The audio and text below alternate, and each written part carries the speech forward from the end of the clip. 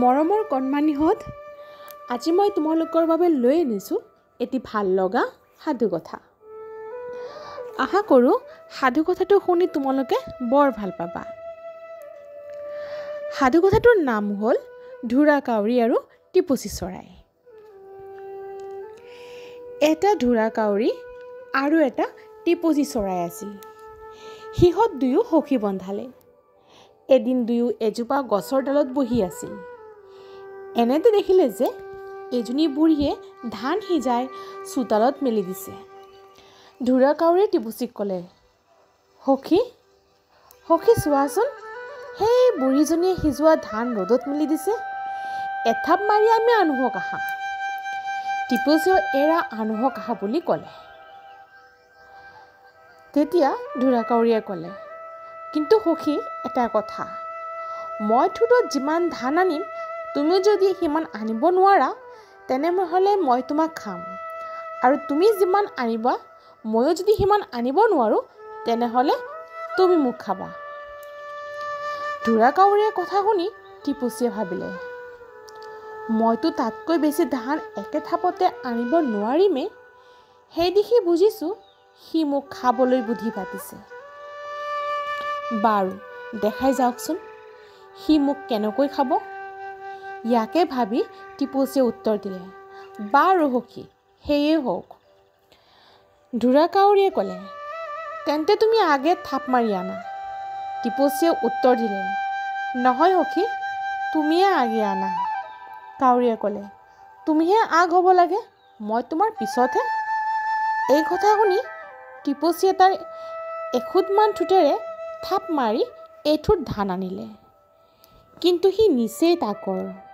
তাৰ পাছত ঢোঁৰাকাউৰীয়ে থাপ মাৰি ইমান ধান আনিলে যে টিপচীয়ে অনা ধানতকৈ সি অনেক গুণে সৰহ। ঢোঁৰাকাউৰীয়ে ধান আনিয়েই মাত লগালে, সখী, মই এতিয়া তোমাক খাব পাওঁ। টিপচীয়ে উত্তৰ দিলে, নিশ্চয় পোৱা। সেই দেখি তুমি মোক খাবা, কিন্তু তাৰ আগে তুমি মোৰ এটা কথা ৰাখিব লাগিব। তুমি সততে মৰা হয় খাই ফুৰা, সেইবাবে তোমাৰ ঠোঁটটোত বৰ বেয়া গোন্ধ। তুমি অনুগ্ৰহ কৰি তোমাৰ ঠোঁটটো সাগৰৰ পানীত ধুই মোক খোৱা। ঢোঁৰাকাউৰীয়ে ক'লে, বাৰু সখী, তোমাৰ কথা ৰাখিম। মই এতিয়াই মোৰ ঠোঁটটো সাগৰৰ পানীত ধুই আহোঁগৈ বুলি কৈ উৰি গৈ সাগৰৰ কাষ পাই সাগৰক মাতিলে, সাগৰ ককাই, অ' সাগৰ ককাই। সাগৰে উত্তৰ দিলে, কি হৈছে? ঢোঁৰাকাউৰীয়ে ক'লে, দে পানী, পখালো ঠোঁট, ভোজন কৰোঁ টিপচী কোঠ। সাগৰে উত্তৰ দিলে, কিহতকৈ দিম? যদি কিবা এটা পাত্ৰ দিব পাৰা, তেন্তে দিব পাৰোঁ। সাগৰৰ কথা শুনি কাউৰীয়ে টেকেলি এটা বিচাৰি কুমাৰৰ ঘৰলৈ গ'ল। কুমাৰক কাউৰীয়ে মাত লগালে, কুমাৰ ককাই, ঘৰত আছেনে? কুমাৰে উত্তৰ দিলে, আছোঁ, কি বা কৈছে? কাউৰীয়ে ক'লে, দে টেকেলি, তোলো পানী, পখালো ঠোঁট, ভোজন কৰোঁ টিপচী কোঠ। কুমাৰে ক'লে, মোৰ ঘৰত গঢ়াৰ টেকেলি নাই। যদি অলপমান মাটি আনি দিব পাৰা, তেন্তে মই টেকেলি এটা গঢ়ি দিব পাৰোঁ। কুমাৰৰ কথা শুনি কাউৰীয়ে মাটিৰ ওচৰলৈ গৈ মাটিক ক'লে, দে মাটি, দিওঁ কুমাৰক, গঢ়ক টেকেলি, তোলো পানী, পখালো ঠোঁট, ভোজন কৰোঁ টিপচী কোঠ। মাটিয়ে উত্তৰ দিলে, ময়ো নিজে কেনেকৈ দিম? যদি কিবা উপায়েৰে খান্দি নিব পাৰা, নিয়া। মাটিৰ সন্ধান পাই কাউৰীয়ে মহৰ ওচৰ পালেগৈ। সি মহক মাত লগালে, দে শিং, খান্দো মাটি, দিওঁ কুমাৰক, গঢ়ক ঘটি, তোলো পানী, পখালো ঠোঁট, ভোজন কৰোঁ টিপচী কোঠ। মহে উত্তৰ দিলে, মই নিজে মোৰ শিং কেনেকৈ দিম? যদি কিবা উপায়েৰে নিব পাৰা, নিয়া।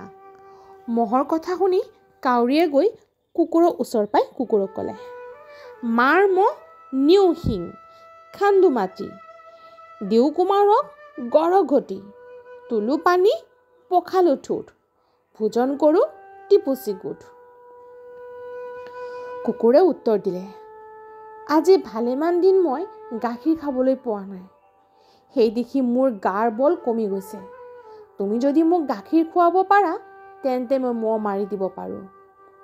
এই কথা শুনি কাউৰীয়ে গাইৰ ওচৰলৈ গৈ গাইক ক'লে, দে গাখীৰ, খুৱাও কুকুৰক, বান্ধক বল, মাৰক মহ, নিও শিং, খান্দো মাটি, দিও কুমাৰক গঢ়ক ঘটি, তোলো পানী, পখালো ঠোঁট, ভোজন কৰোঁ টিপুচি গোট। গায়ে উত্তৰ দিলে, মই বুঢ়ী হৈছোঁ, ভালেমান দিন ভালকৈ ঘাঁহ খাবলৈ পোৱা নাই।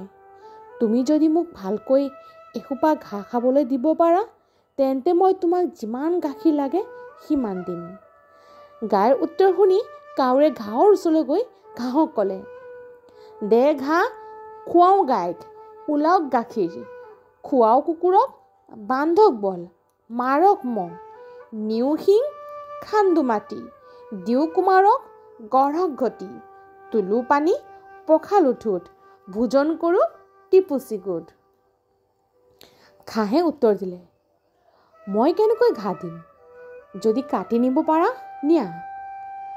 ঘাঁহৰ কথা শুনি কাউৰীয়ে কমাৰৰ ঘৰ পালেগৈ।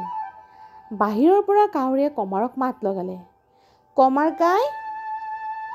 কাই ঘৰত আছেনে? কমাৰে উত্তৰ দিলে, আছোঁ কাউৰী ভাই, কি বা সকামত আহিলা?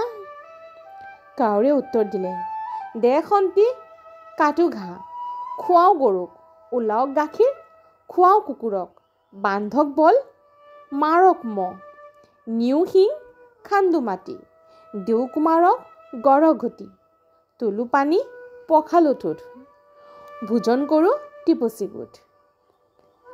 কমাৰে ক'লে, মোৰ জুইকুৰা নুমাই গ'ল। যদি মোক জুই অলপ আনি দিব পাৰা তেন্তে মই এতিয়াই খন্তি এখন গঢ়ি দিব পাৰোঁ। কাউৰীয়ে কমাৰৰ কথা শুনি চাৰিওফালে চাই দেখিলে যে সাগৰৰ সিপাৰে এঠাইত জুইৰ ধোঁৱা ওলাইছে। দেখিয়ে সি উৰি গৈ সিপাৰ পাই এজনী বুঢ়ীয়ে ধান সিজাই থকা দেখিলে। বুঢ়ীৰ ওচৰ চাপি কাউৰীয়ে ক'লে, আই, মোক অলপ জুই দিব পাৰানে? বুঢ়ীয়ে উত্তৰ দিলে, কিহতকৈ দিম? কাউৰীয়ে ক'লে, মোৰ ডৌকাৰ ভিতৰতে বান্ধি দিয়া। বুঢ়ীয়ে তাকে কৰিলে।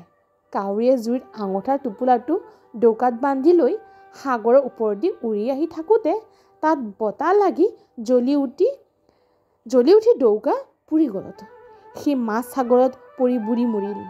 ইফালে টিপচীয়ে মনে মনে কাউৰীৰ পিছে পিছে আহি আগৰে পৰা গুৰিলৈকে এটাইবোৰ লক্ষ্য কৰি আছিল।